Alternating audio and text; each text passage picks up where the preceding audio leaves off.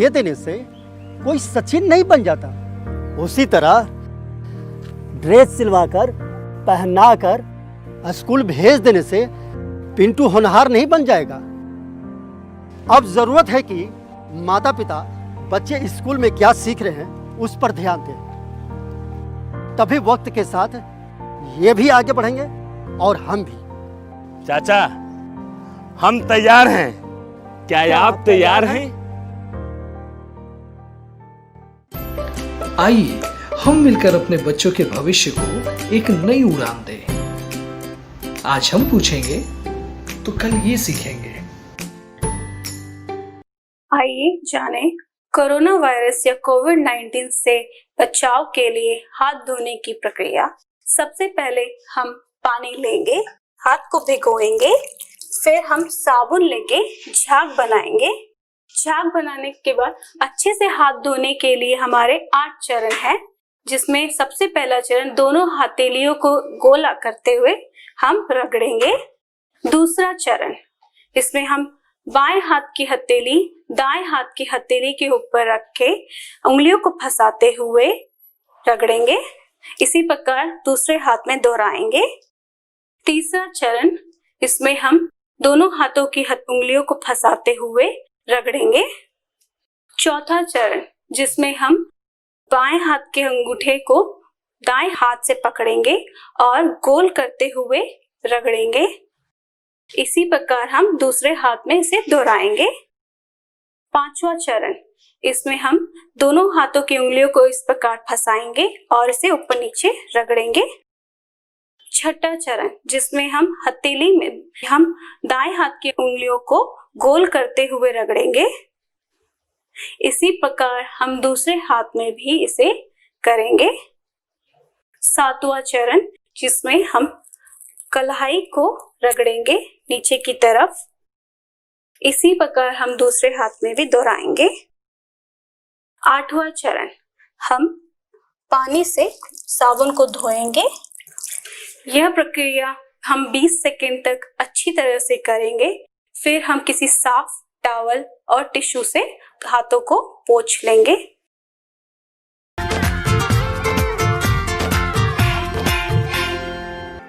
नमस्कार दोस्तों, आज जो हम अध्याय करने जा रहे हैं उसका नाम है रासायनिक अभिक्रियाएं एवं समीकरण। तो चलिए जानते हैं कि इस अध्याय के पहले भाग में हम क्या क्या जानने वाले हैं। सबसे पहले हम बात करेंगे रासायनिक बदलाव के बारे में। इसके बाद हम जानेंगे रासायनिक अभिक्रिया को और अंत में हम बात करेंगे रासायनिक समीकरण के बारे में। तो चलिए अध्याय को शुरू करते हैं रासायनिक बदलाव को जानते हुए। कुछ परिस्थितियां दी गई हैं, इन्हें ध्यान से देखिए। क्या होता है जब हम गर्मी के मौसम में दूध को खुला छोड़ देते हैं? आपने ध्यान दिया होगा कि दूध को गर्मियों के मौसम में खुला छोड़ने पे वो दही में बदल जाता है। इसके अलावा अगर हम लोहे की वस्तु को आर्द्र वायुमंडल में खुला छोड़ दें तो क्या होता है? आपने ध्यान दिया होगा कि लोहे की जो वस्तुएं होती हैं उन पे एक पतली सी भूरे रंग की परत आ जाती है, जिसे हम आम भाषा में कहते हैं कि लोहे में जंग लग गया है। इसके अलावा जब हम भोजन को पकाते हैं तो आपने ध्यान दिया होगा कि उसमें कई तरीके के बदलाव आते हैं। तो अगर हम इन तीनों बदलावों की बात करें जिन्हें हमने अभी देखा, तो हमें एक बात पता चलेगी कि इन सभी परिस्थितियों में प्रारंभिक वस्तु की प्रकृति तथा पहचान कुछ न कुछ बदल गई है। जैसा कि धातु की बात करें तो धातु में बाद में एक परत आ गई थी जो भूरे रंग की थी। दूध की बात करें तो वो दही में बदल गया था और भोजन में कई तरीके के बदलाव आने के बाद वो पक गया था। ये जितने भी बदलाव थे ये सभी रासायनिक बदलाव थे और ये हमें बताते हैं रासायनिक अभिक्रिया के बारे में। वो किस तरह से? जब भी कोई रासायनिक परिवर्तन होता है तो हम कह सकते हैं कि एक रासायनिक अभिक्रिया हुई है। तो सवाल ये आता है कि आखिर रासायनिक अभिक्रिया का वास्तविक अर्थ है क्या? तो चलिए जानते हैं कि रासायनिक अभिक्रिया क्या होती है। रासायनिक अभिक्रिया में एक या अधिक पदार्थ आपस में अंतरक्रिया करके परिवर्तित होते हैं और एक या अधिक भिन्न रासायनिक गुण वाले पदार्थ को बनाते हैं। जैसा कि हमने अभी इन तीनों परिस्थितियों में देखा था कि धातु जो था वो बदल गया था और भूरे रंग का हो गया था, जो दही थी वो दूध से बनी थी और जो हमारा भोजन था वो पक गया था। एक और उदाहरण देखें तो मैग्नीशियम रिबन को जब हम जलाते हैं तो वो मैग्नीशियम ऑक्साइड में परिवर्तित हो जाता है। ये भी एक रासायनिक अभिक्रिया है। अब यहाँ तो हमें बता दिया गया कि ये रासायनिक अभिक्रिया है, पर किसी क्रिया को देखकर हमें पता कैसे चलेगा कि वो रासायनिक है या नहीं है? ये पता करने के लिए जितनी भी रासायनिक अभिक्रिया होती है उन सभी के कुछ संकेत होते हैं। चलिए जानते हैं कि वो संकेत क्या हैं जिनसे हमें ये पता चलेगा कि जो क्रिया हुई है वो रासायनिक है या नहीं। सबसे पहला है अवस्था में परिवर्तन। जैसा कि हम जानते हैं कि 3 तरीके की अवस्था होती है, ठोस अवस्था, द्रव अवस्था और गैस अवस्था।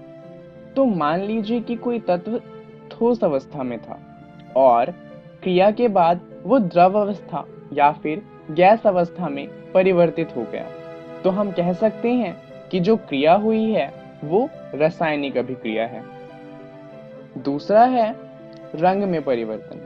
अगर किसी तत्व के रंग में परिवर्तन होता है तो जिस कारण से वो परिवर्तन होगा हम कह सकते हैं कि वो एक रासायनिक अभिक्रिया है। तीसरा है गैस का निकास या उत्सर्जन। अगर किसी कारणवश किसी तत्व से किसी गैस का निकास होना शुरू हो जाता है तो हम कह सकते हैं कि जो बदलाव हुआ है वो एक रासायनिक बदलाव है। और आखिरी में हम बात करेंगे तापमान में परिवर्तन की। अगर किसी तत्व के तापमान में परिवर्तन आता है तो जिस कारणवश वो परिवर्तन आया है वो भी एक रासायनिक बदलाव होगा। ये तो थी रासायनिक बदलाव की बात। अब मान लीजिए कि आपको इन बदलाव को लिखना हो तो आप किस तरीके से लिखेंगे? तो चलिए जानते हैं रासायनिक समीकरण के बारे में। उदाहरण लेते हैं मैग्नीशियम रिबन वाला, जहां पर मैग्नीशियम रिबन ऑक्सीजन के साथ जब रासायनिक अभिक्रिया करती है तो मैग्नीशियम ऑक्साइड में परिवर्तित हो जाती है। इसे कुछ इस तरीके से लिखा जा सकता है, मैग्नीशियम प्लस में ऑक्सीजन, जिससे हमें मिलता है मैग्नीशियम ऑक्साइड। अब इससे फायदा क्या होगा? अब हमें पूरा नहीं लिखना पड़ेगा कि मैग्नीशियम ऑक्साइड ने ऑक्सीजन के साथ अभिक्रिया करके मैग्नीशियम ऑक्साइड बनाया। अब हम उसे बहुत छोटे में लिख सकते हैं, मैग्नीशियम जमा में ऑक्सीजन, उससे हमें मिलता है मैग्नीशियम ऑक्साइड। तो हमने पूरी अभिक्रिया को बहुत ही संक्षेप में लिखा है। अब यहाँ पर हमने शब्दों का यूज किया है, जैसे कि मैग्नीशियम और ऑक्सीजन। क्योंकि यहाँ पर शब्द का इस्तेमाल किया गया है तो इस तरीके की समीकरण को हम कहते हैं शब्द समीकरण। तो चलिए जानते हैं कि इस वीडियो में हमने क्या क्या जाना। सबसे पहले हमने बात करी रासायनिक बदलाव के बारे में, जहाँ पे हमने कुछ उदाहरण लिए थे, जैसे कि दूध का दही में परिवर्तन, या फिर लोहे के ऊपर जंग लगना, या फिर भोजन का पकना। उसके बाद हमने बात करी रासायनिक अभिक्रिया के बारे में, जहाँ पर हमने ये जाना कि रासायनिक अभिक्रिया में जो तत्व होता है उसकी प्रकृति बदल जाती है और एक भिन्न प्रकृति वाले तत्व का निर्माण होता है। उसके बाद हमने बात करी रासायनिक समीकरण के बारे में, जहां हमने ये जाना कि रासायनिक अभिक्रिया को संक्षेप रूप में किस तरीके से लिखा जा सकता है। चलिए अब जानते हैं कि अगली वीडियो में हम क्या जानने वाले हैं। अगली वीडियो में हम बात करेंगे रासायनिक समीकरण को किस तरीके से लिखा जा सकता है उसके बारे में। उसके साथ साथ हम ये भी जानेंगे कि इन रासायनिक समीकरण को संतुलित किस तरीके से किया जा सकता है और इन्हें संतुलित करने का महत्व क्या है। धन्यवाद।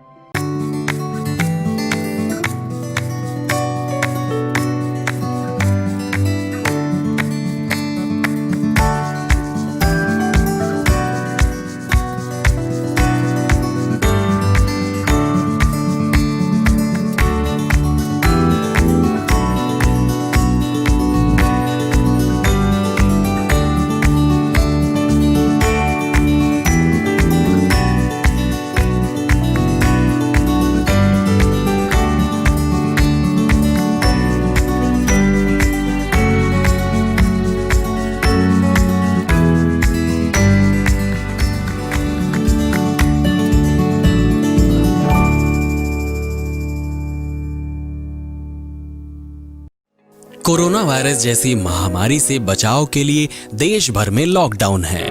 बच्चों को सुरक्षित रखने के लिए विद्यालय बंद किए गए हैं।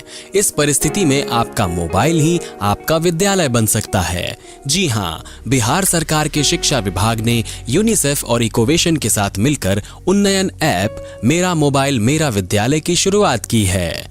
इस ऐप पर आप कक्षा 6 से 12 तक के पाठ्यक्रम को पढ़ सकते हैं। सिर्फ पढ़ ही नहीं सकते, बल्कि आपको पढ़ते समय अगर किसी भी तरह की कोई परेशानी आती है या फिर मन में कोई सवाल आता है तो इस ऐप पर आप अपने सवाल भी पूछ सकते हैं, जिसका जवाब उस विषय के विशेषज्ञ द्वारा दिया जाएगा। तो प्ले स्टोर से अभी डाउनलोड करें उन्नयन ऐप मेरा मोबाइल मेरा विद्यालय और अपने मोबाइल से ही अपने विद्यालय का अनुभव पाएं, वो भी बिल्कुल निशुल्क। घर पर रहें, सुरक्षित रहें, स्वस्थ रहें, पढ़ते रहें, आगे बढ़ते रहें, क्योंकि चाहे कोई भी स्थिति हो, शिक्षा हर बच्चे का अधिकार है। बिहार शिक्षा परियोजना की एक पहल।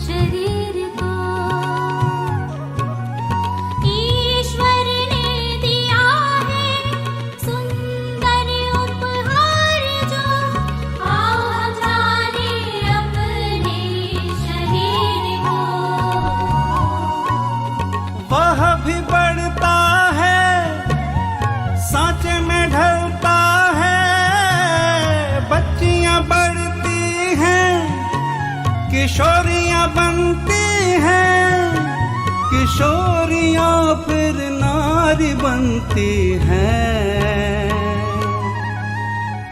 नारी बढ़ती है, गढ़ती है सारा संसार, गढ़ती है सारा संसार। सुनो सखियों मेरे मन की आवाज़, आओ बताऊं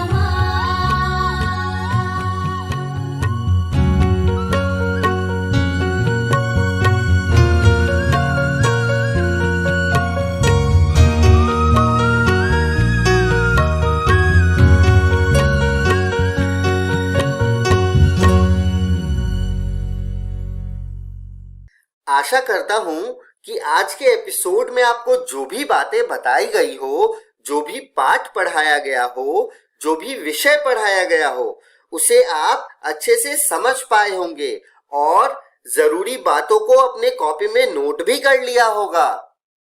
आपको एपिसोड के शुरुआत में भी बोला गया था कि अपने सवालों को भी नोट कीजिएगा, जो भी शंकाएं आएंगी। अब आप इन सवालों को उन्नयन ऐप पर पोस्ट करके अपना जवाब पा सकते हैं और यदि आपके पास मोबाइल या इंटरनेट की सुविधा नहीं है तो कोई बात नहीं, आप स्क्रीन पर जो नंबर दिए गए हैं वो नोट कर लीजिए। 2 नंबर है, पहला है 9709519929 और दूसरा नंबर है 9025592475।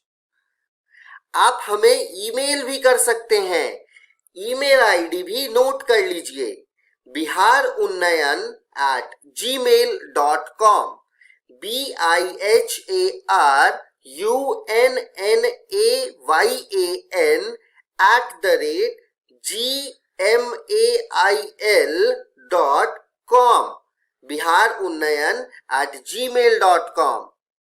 तो दोस्तों मिलते हैं अगले एपिसोड में, जिसमें हम कुछ और रोचक पाठ को पढ़ेंगे, जिसमें कक्षा 9 के भी पाठ होंगे, 10 के भी होंगे और जैसे आज हमने ज्योति के बारे में एक कहानी सुनी, वैसे ही एक और मजेदार कहानी के साथ मिलेंगे।